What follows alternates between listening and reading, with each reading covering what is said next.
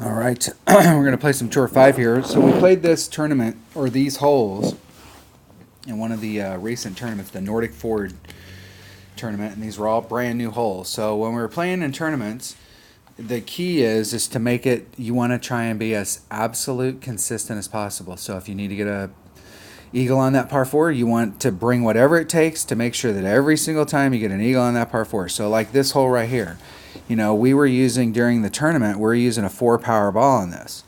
So, you come into this hole 5 times during the tournament and you use that really good ball, that's reasonable.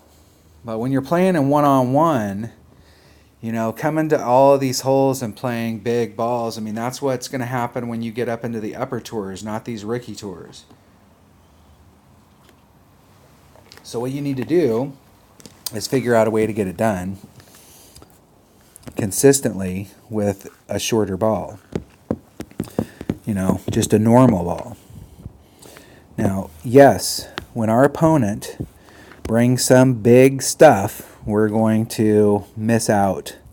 We're going to get beat sometimes. But a lot of times I find people bring that big stuff and then they can't back it up with the shot, and it didn't really do them any good anyways. So the deal is to find shots that you can do consistently with lower level clubs and lower level balls. So we've got a common bag here, and yes, these commons are higher level, but you're not going to use your quarterback and your Saturn and your sniper until they get up around level 8 anyway. So, and the difference between 8 and 10, there's difference as far as backspin and a little bit of topspin, but overall, as far as the things that you're looking for in that club, accuracy, ball guide, you got that stuff early on. So what we want to do is just figure out a way to do the same thing that we were doing in the tournament, and it may be a little harder shots, but practicing like this during regular play is going to make you a better golfer when it comes to the tournament, so that when you're doing those shots, you understand what a technical shot is, because you have to do these holes with just a marlin ball. Now, if you were going to step up, our opponent's got a quasar, and that's the ball to step up with. So our opponent was hoping that they used all that big stuff like in the tournament so that they could make that. So we're pretty close to minimum club here. This club is 2 per ring, so at minimum, this club's going to be about 4 per ring.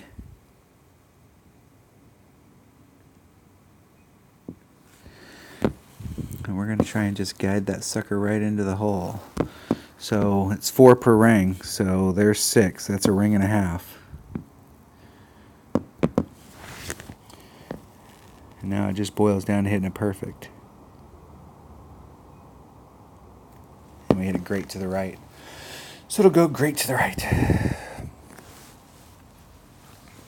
But our opponent brought the big stuff, hoping that they would make it. When you're in a tournament, you're playing against the scorecard. So if you can pick that shot up and you gave yourself a better shot by getting way up there, then it's worth that because you're playing against the scorecard. But when you're playing one-on-one, even when people bring the big stuff, it doesn't mean they're going to make it. So if you can get up there and get into, we were in short iron range right there. We had a serious shot. If we'd had a Hornet right there, it would have been even better. Minimum Hornet. That would have been a great place to be. So learning how to play these holes using other stuff than what you'd play in a tournament, and that's really something you got to learn about this game is that you're going to learn the skills of how to play when you're playing one-on-one. So it will help you in the tournament. But how you play in the tournament and how you play one-on-one are going to be a little bit different, because I'm not competing against LA here in the tournament. I got a scorecard. I've got this hole right here, we're going for hole in one. So what we would do as in a tournament was we brought a katana to this hole, and I think we were using a Saturn, and we were coming off over here, and we were orange ring off the rough, and we were white ring on the transition between the fringe and the green, maximum backspin, maximum side spin, maximum curl, and we brought a katana because we wanted that extra curl. But how we're going to, if that's the way that if you didn't come here with a katana, our red line, we can't get there. We have to overpower. So we have to come up with another shot. Now I'm just practicing dunk shots, and I'm hoping that we can get one opponent that'll play us a few games. So I'm just practicing my dunk shots here. So I know that's a little far. We're going to go 5-7. There's 5. And there's about 7.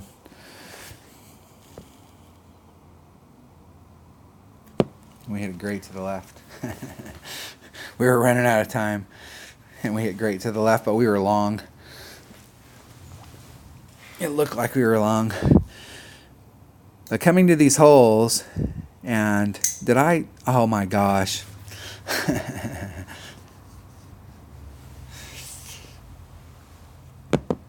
Come on, dude. Don't be mad. You're the one that blew that shot. Doing something risky, starting off on the other side.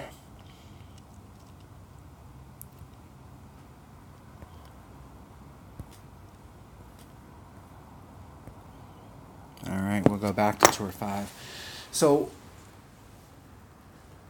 coin management. Let's talk about coins while we're just sitting here shooting some of these holes. I mean,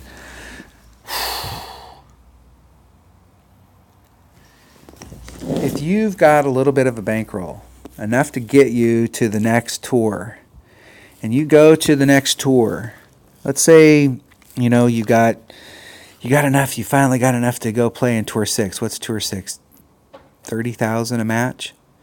So you got 300,000. You just have the minimum, that you'd be looking for, about 10. So we're 7-1. It's actually about 7-7. So there's, we only got 3 of it, so we're going to have to short shoot it.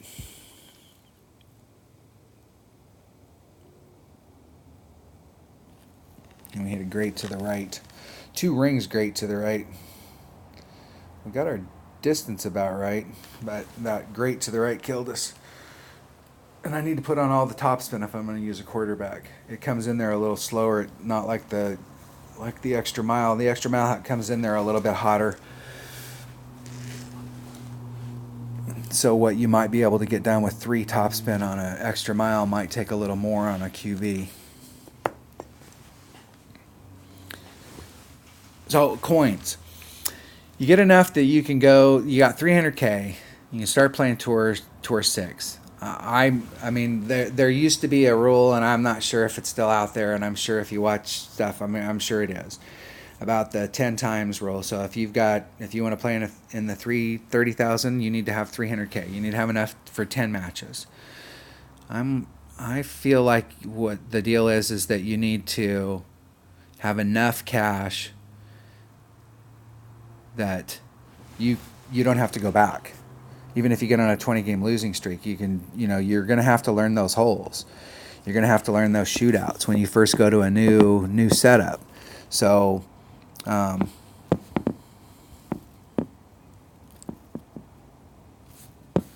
on.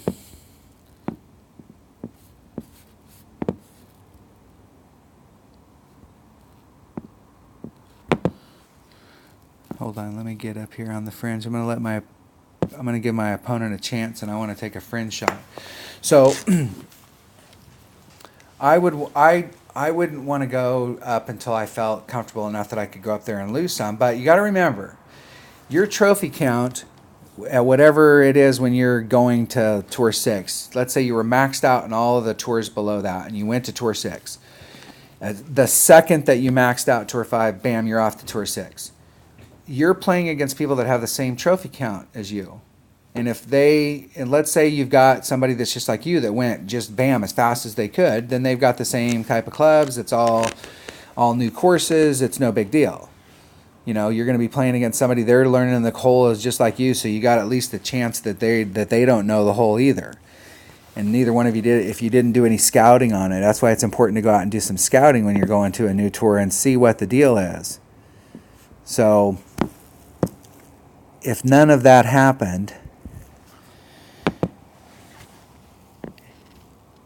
and you just went up there and started playing, let's say you run into that guy or that player that when they got to Tour 5, they decided that they weren't going to go up until they had 1 million. And they played Tour 5 to the point where they dominated it. And not only that, but they got all of the Tour 5 clubs, they got a lot more cards for them because they didn't open up any Tour, no Tour 6 stuff was opened up. When you're in Tour 5, you're only going to get Tour 5 and below. So they've sat there on Tour 5 for an extra month, making money and making their clubs better. And they got better and better and better, and they're still playing against that trophy count. So, they became better players, especially if they're trying to learn a method. They're learning the wind rings or whatever method it is that you want to use for calculating for wind. So if you go up a tour and you find that, hey, I had 300,000 or I had 500,000 or I had 600,000 and all of a sudden I've got 52,000, then that tells me that you weren't ready to go to Tour 6. Either it's because you don't have the skills in order to beat people that have got there, or you just haven't learned those holes yet, which is probably the biggest part of it. That's why coming and watching videos of gameplay or watching videos of specific holes is really important, because you're going to learn how to play that hole. So when you go there or you see that hole, you kind of have an idea of, hey, okay, I remember this hole. I remember them talking about this. Why did you forfeit? Idiot. I just think people are in too big of a hurry to try and get to max trophies, and I'm not sure exactly what the deal is. The whole point of the game is to have fun and be able to, get on and play with people that are in your same experience group, especially when we're playing the tournaments. The difference with me is that I'll be the first to admit it, I have, as far as clubs for what you can attain when you only play the rookie tours, my commons and my rares are high level, and I've worked really hard at it, and I've taken my time on these tours and went and played them quite a bit to get to know those tours. So even if I go to a tour that I haven't played in months, once I start playing those holes, I'm going to remember those holes because I've played them, and it's going to take me a matter of an hour or two, and I'll be back into form in that tour because I've played those tours tons. So don't feel like you have to just rush up. If you got 300K and you can play Tour 5 and below, hell, there's a ton of courses that you can play there. You get almost every single hole that we'd have in a tournament. They've split it up now where some of the tours are only in the higher and some of them are only in the lower, and they've got some that are split up amongst them, so you can play it from the second tees or the first tees. It's a little bit different than it used to be.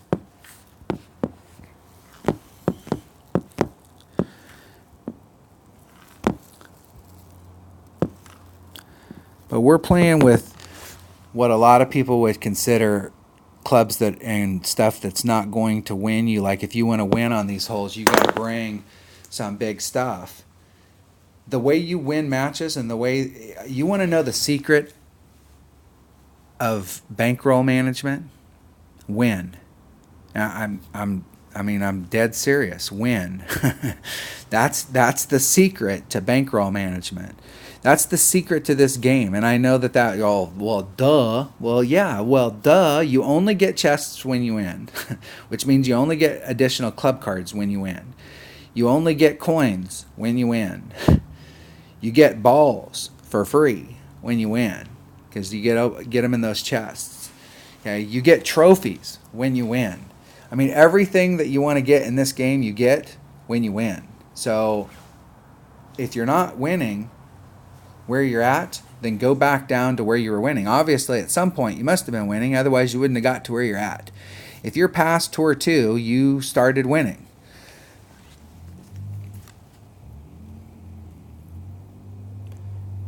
And having multiple shots that you can do depending on where you're at. So, like, let's see where I am. Where's Max? There's Max. So we could, if we had a backspin club here, if we had enough backspin in this, and I don't think we do, we could try and backspin it, but we're going to rough bump it.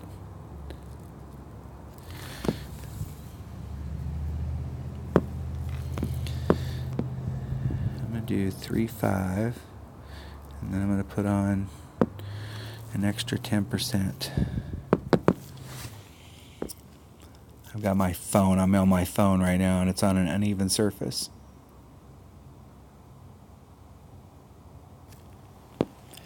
Isn't it perfect? Rough. Roll. And we were still high. If I remember correctly on that hole, and I obviously don't, it seems like we always end up low. That hole right there, this hole's been in a ton of tournaments. It's been around for a long time. It's one of the old holes. And it's a great hole.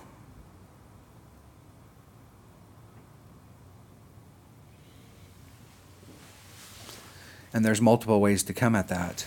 But you're pretty much coming at it at that on the side that we came at.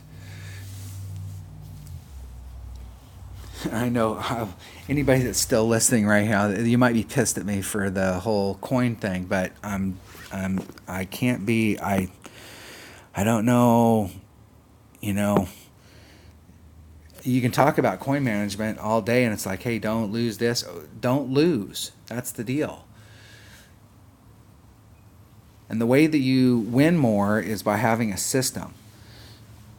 So you need to have some consistent system that you can use for adjusting for wind.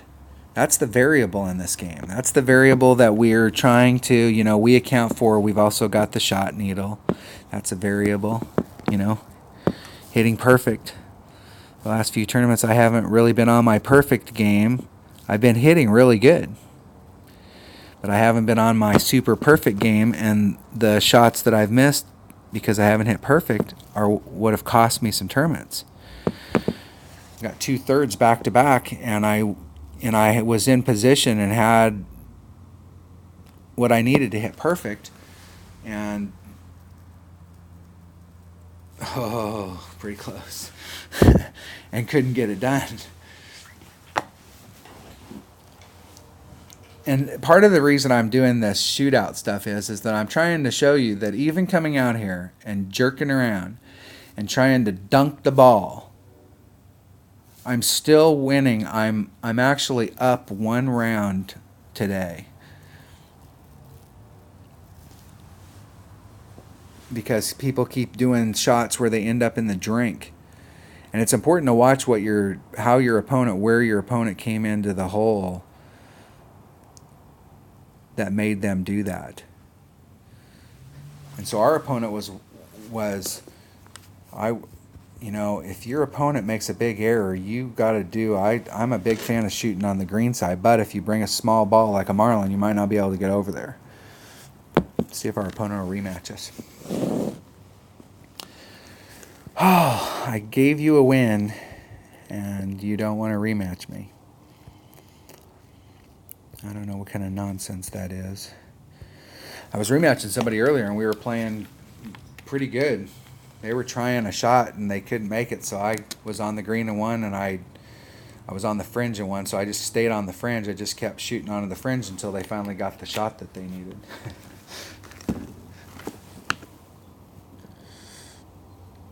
When you go onto a real golf course, you can't sit on the green and sit there and hit your shot and then hit a couple more so you can get some practice in. You go there, you shoot your shot, and you move on. Now, it's not to say that if you're on a course that you play all the time and you're out there and there's nobody else around that you might not pop off another ball.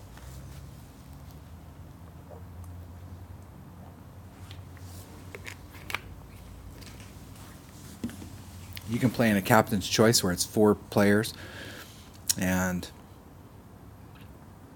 all 4 hit a ball, and you take the one that everybody likes the best.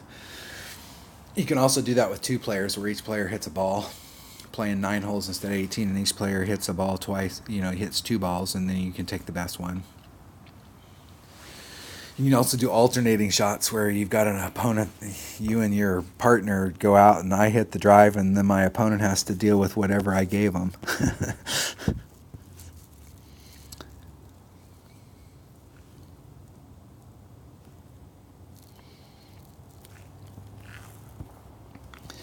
Well, if I'm going to have to make an overpower shot just to get over something, I might as well go for this one over here.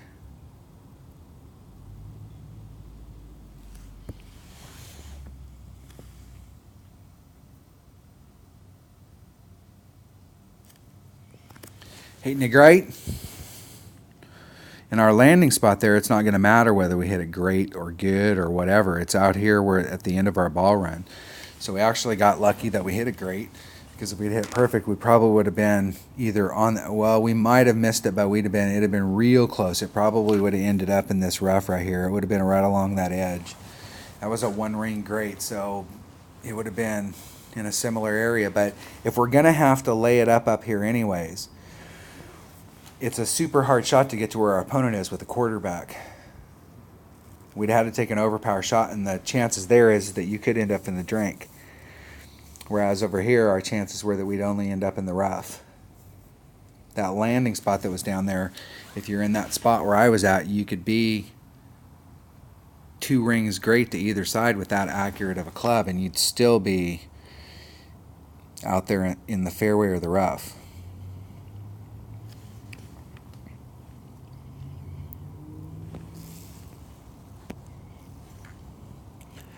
So our claw, there's maximum claw. Oh, there's minimum. So we're right at mid, maybe a little past it.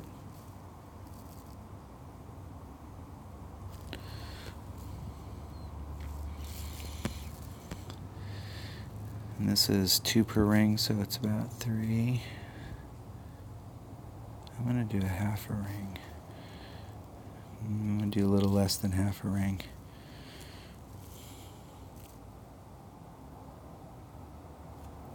Isn't it perfect?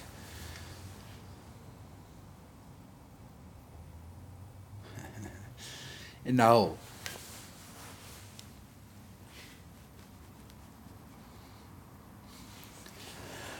You always got to take those eagle shots. You always got to go for them, and that's what you're really trying to practice. The whole goal with the coin thing is to get to the point where it doesn't matter when you're playing in those tours whether you're winning or losing. It's all about practicing these shots. I could care less on any of these. If I was playing in a higher tour where you're digging into my bankroll, especially if you were digging 10% into my bankroll every time I play a match, then yeah, I would be you got to be a lot more serious, otherwise you're going to be dead broke playing in Tour 1. You never want to go have so little cash that you fall back where you have to go back 2 tours. I mean, you don't want that to happen.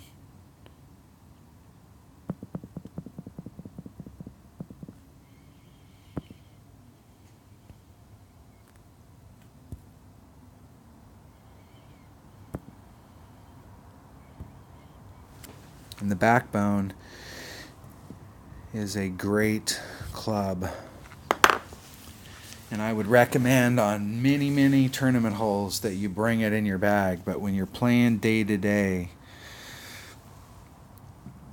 I think the Saturn is a better club to have in your bag. Because there's very few holes that you will take a long iron shot on where the Saturn can't get it done. It may not be as accurate as you'd like, but it'll get the job done. It'll do the backspin you need, or it'll do the topspin you need, or it'll do the curl that you need. It'll do anything that you need it to do. It's just not quite as accurate as some of the other clubs that you may have in your bag. But the Backbone, there are some holes where it will be lacking.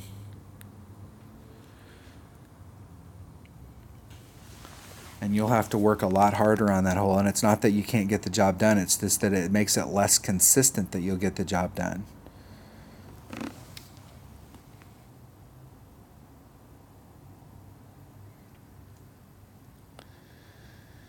All right.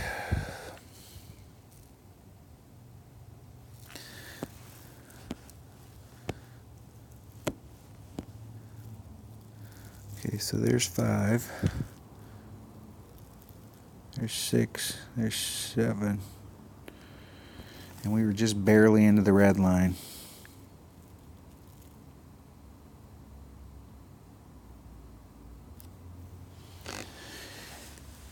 And we'll see if we adjusted out the wind, and we did.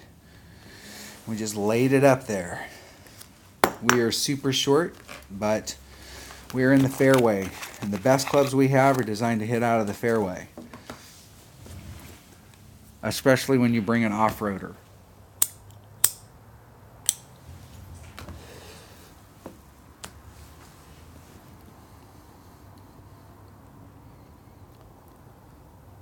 So our opponent, unless they take some spectacular shot, they're going to have to lay up here where they would have hit. And that's what I would do. I would just lay it up here, put it right in the middle, so you have 100% chance that it's going to go on the fairway. You're not taking any risks. I do not want to take a rough shot to a rough shot. And I definitely don't want to do something like that on a course like this where your ball can roll into the water very easily. Our opponent got super lucky that they're in the fairway there.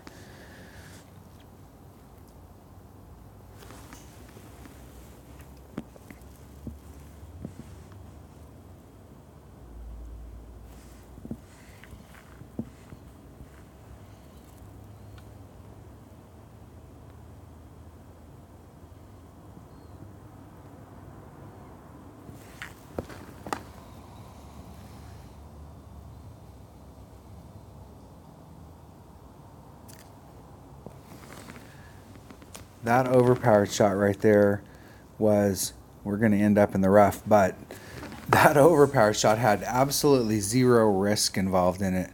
We were 5 rings out from the rough.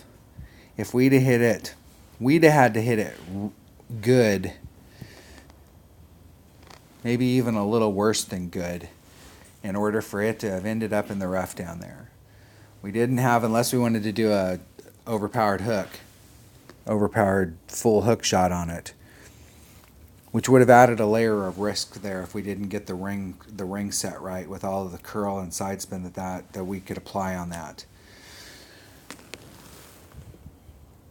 We could have hit that shot great, good to the left and been way in the fairway. If we had a little more topspin, we might have been able to get out of there. How far are we? Yeah, we're pretty close.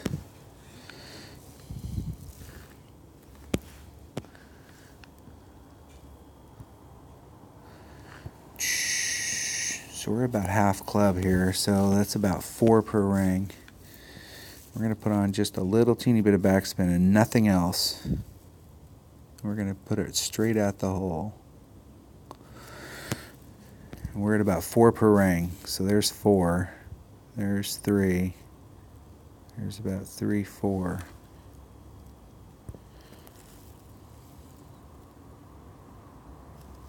We hit it great. We were running out of time. Too much talking and not enough action.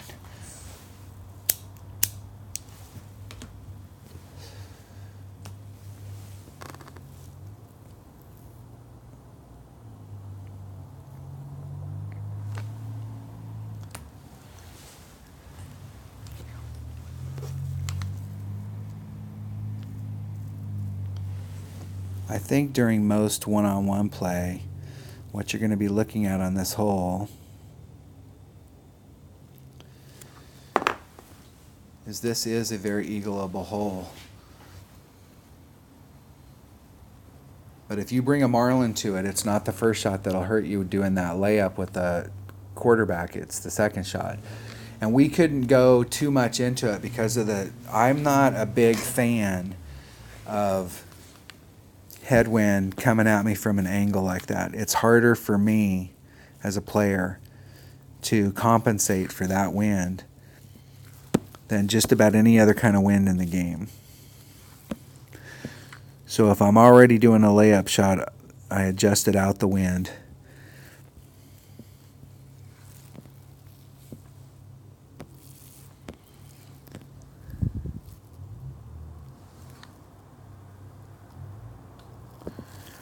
So let's see if we can do this dunk. We got pretty close last time. Hit it perfect. Oh, that was pretty close there too. In the real world, that was probably a foot away. Close. It was close. Get in the hole. I need to start streaming so that we can get a live chat and we can start talking. You guys can ask questions, or I can ask questions of you, and so we can learn more about the game to get better at it instead of trying to just rush up to the top. It's important to learn. If you want to be a top player in this game, you've got to learn these skills in the lower levels. And the deal is that why keep having the money crunch all the way up instead of staying for a while and learning the game and getting good at it and working your way up? It'll be a lot easier if you work on your clubs from Tour 7 down. You can work on your bankroll and gradually get up to that point until you get to the point where you feel like, hey, I can go to Tour 8. This account has 25 million coins, and they've all been won in Tour 7. Occasionally, I will get on and not be paying attention, and I've gotten into a Tour 8 match, and I went in and won, and then come out and then went, oh crap, and then went in and had to forfeit 2 in order to get rid of those trophies.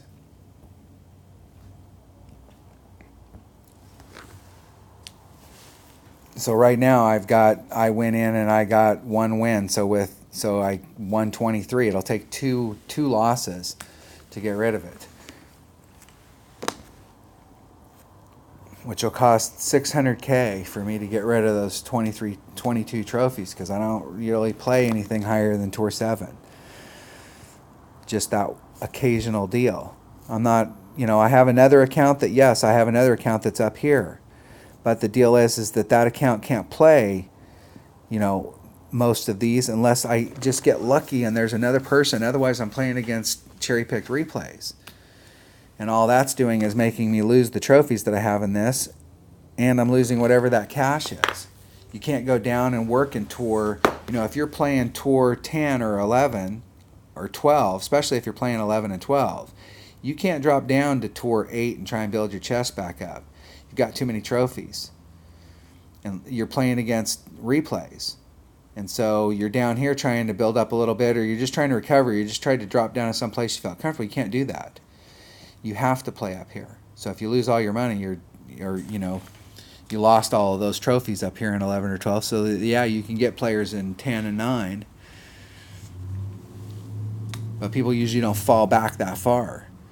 But when you're coming up the ranks, you try and go straight from Tour 7 to Tour 8 to Tour 9 to Tour 10. You keep going up the ramp and you don't have enough money. So when you start a tour, you want to have enough money that it doesn't matter. I mean, you obviously don't want to lose, but the deal is it's not going to kill you if you lose 10 in a row.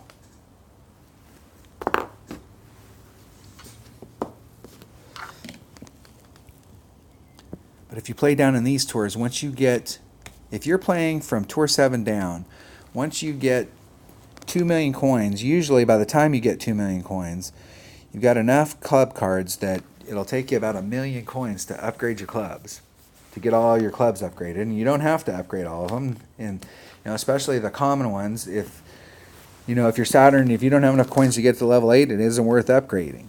It's only worth upgrading once you get it there. But if you got the coins to do it, it's always good to be up with it. That way you can see, like, hey, I got a new club, and wow, okay, it's that card. I've been waiting for that one because now it's playable. Once you get to that point where you have 2 million in the bank and you've got all of your clubs upgraded, you can play from Tour 7 down, especially Tour 6 down. You can play from Tour 6 down with impunity. I mean, you can just go down there and play and just learn the game. Just go down and practice. It doesn't matter. If you go on a course and you're like, hey, I cannot get these short chip shots down, then lay up to the point where every single time you're on going for the green, your opponent's doing a putt, you're doing a short chip. And so that you can practice that shot over and over and over and over and over and over again until you get that shot down. And it doesn't matter whether you win or lose. So if you have 2 million, let's do my little calculation here. 2 million divided by 30,000. You can lose 67 games before you go broke. So it's very unlikely you're going to lose 67 games in a row. I mean, whatever your winning percentage is, if it's 51%, that's what your winning percentage is. I have no idea what my winning percentage is because I've forfeited. I mean, I've played in a lot of tournaments, and I've played, I mean, in every one of these tournaments except for some at the very beginning, I forfeited my shootouts. So you figure 45 times plus the qualifying rounds that I use as practice. It's 54 holes on average for every tournament. I've got to have played in at least 30 tournaments, so 54 times 30, 1,620 of my losses. 1,620 of those losses were forfeiting in tournaments. So whatever your winning percentage is, that's pretty much where you're at. So if you're at a 49% or a 48% winning percentage, then yes, you're going to, on a regular basis, continue to lose coins. You're always going to have a negative balance. So you'll have to learn how to play the game better. And the way to do that is, you know, learn the rings. I have a video, if you look in my YouTube channel, there's a playlist for tips and strategies, and then one of the ones in there is like, you know, like a basic wind guide, just with really low 1 and 2 mile per hour winds, just a basic wind guide. And you can go down, if you've got that many coins and you find that your winning percentage is bad and you're not doing it, go down to Tour 2, where you could play forever and lose every match, and go down there and continue to practice that ring method. Practice it on a really low tour until you have got it down and now you're just dominating Tour 2. And then you can go back to the tour you were playing and take those skills with you, and you'll help increase your winning percentage. If you go up and you find that, hey, the winds are too big, or, you know, I'm freaking out, or I don't have faith in it, then go to Tour 3. You know, just go up the scale. You got a little bit bigger wind. It's not a bad idea to start over. You know, I mean, you have that trophy count and you just work your way up. All right, just a little video on playing some matches in Tour 5. Thanks for watching.